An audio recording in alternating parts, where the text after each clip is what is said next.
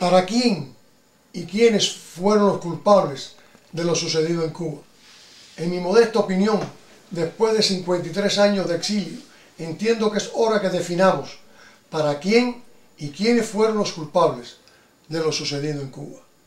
Para la mayoría de los familiares de los que fueron fusilados en la década del 60, para la mayoría de los que sufrieron largos años de prisión o todavía siguen sufriéndola, para una gran porción de los que participamos activamente desde el principio y en el proceso de preparar y participar en la invasión de Playa Girón, en fin, para todos los que reconocieron a tiempo la trampa que se les había tendido y se enfrentaron a ella sin miedo y con un alto grado de patriotismo.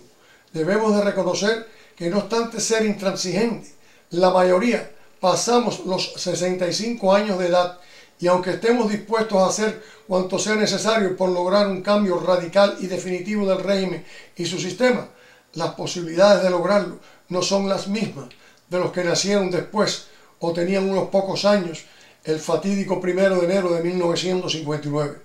Ahora bien, con los que quedemos vivos, claros de mente y fuerza suficiente, habrá que contar de una forma u otra. Para los que estando en Cuba o en el extranjero y teniendo más de 18 años de edad al llegar el fatídico 1 de enero de 1959, jamás quisieron enfrentarse al tirano y su pandilla por cuidar el trabajo que tenían, o por temor a ser fusilados o encarcelados, o por cualquier tipo de justificación que hubiesen encontrado para no cumplir con su deber con Cuba, y que hoy también tienen más de 65 años, debemos de reconocer que a estas alturas, con muy raras excepciones, su interés pudiera ser el vivir de espalda a nuestra tragedia, el viajar a Cuba periódicamente o el integrarse a las distintas organizaciones que promueven el diálogo con la tiranía y, muy importante, cubrir su gran complejo de culpa acusando a los primeros de que no hemos hecho nada en 53 años y que por lo tanto debemos aspirar a una transición pacífica, mendigando reuniones y acuerdos con el tirano y su cúpula gobernante. Esto es una realidad que sirve de escudo a algunos que son honestos, a varias organizaciones y programas de radio, a los agentes encubiertos y descubiertos del tirano y a todo aquel que quiera un pronto regreso para aspirar al poder y a las riquezas que éste le proporcionará.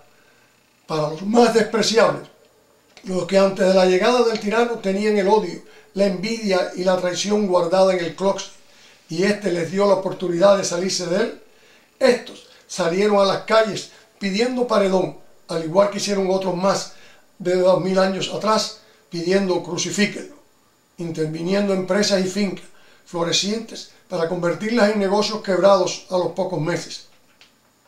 Ellos solo deseaban complacer al tirano y a sus bolsillos, pero la revolución fue implacable y poco a poco les fue pisando el callo a cada uno, lo que hizo que se plegaran a la misma o huyeran al Jordán del exilio.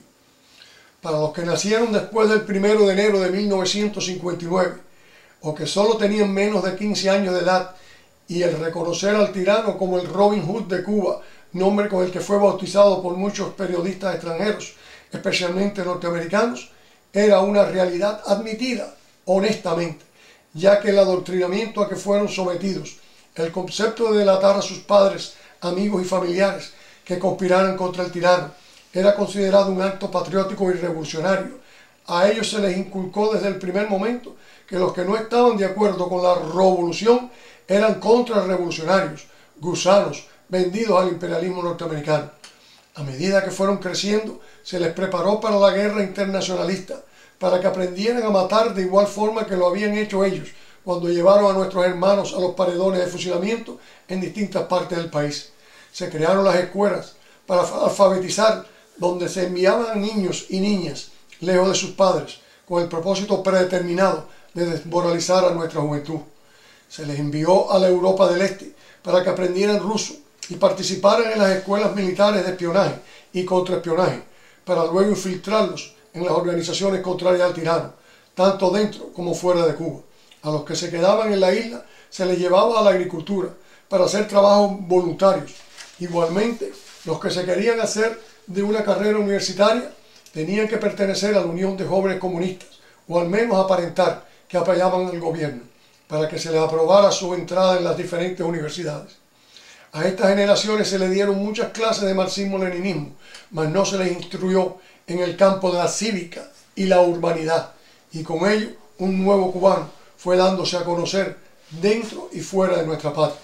Algunos tuvieron la suerte que sus padres, cuando regresaban del colegio, les enseñaban nuestras viejas costumbres de amarnos y respetarnos los unos a los otros, y en muchas esas virtudes del pasado prendieron y florecieron.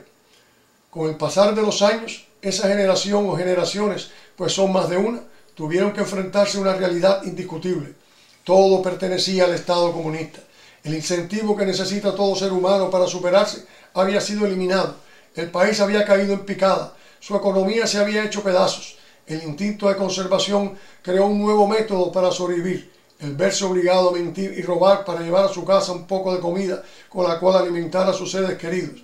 La falta de vivienda ha obligado a muchos a vivir como vivieron los esclavos en la época de la colonia, hacinados en pequeñas habitaciones, con todas las consecuencias que esto conlleva. Sobre estos, los que visitan a Cuba nos dicen que hay una parte de esa juventud que opina que lo quiten los que los pusieron, o sea, la generación de los viejos, hayan participado o no.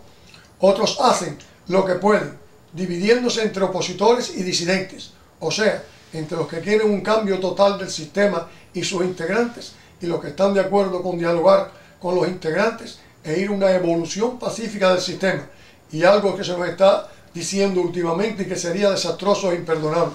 Se nos asegura que muchos están de acuerdo con una anexión con los Estados Unidos.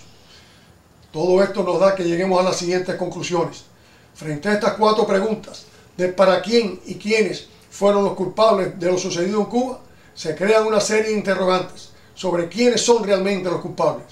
¿Son los que ya nos estamos poniendo viejos y se nos hace imposible olvidar los miles de mártires, los presos políticos, las traiciones y los desengaños?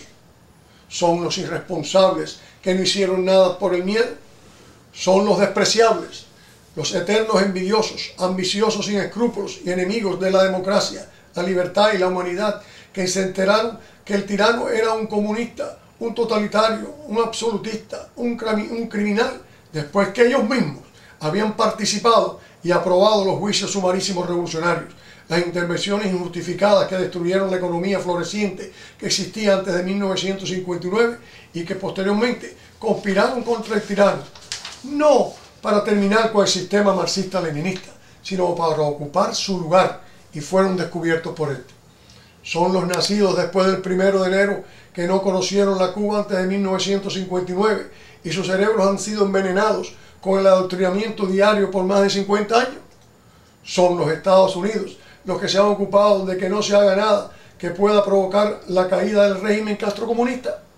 Cubano, analiza estas preguntas y danos tu opinión. Hasta el próximo artículo. Les habló Jesús Angulo.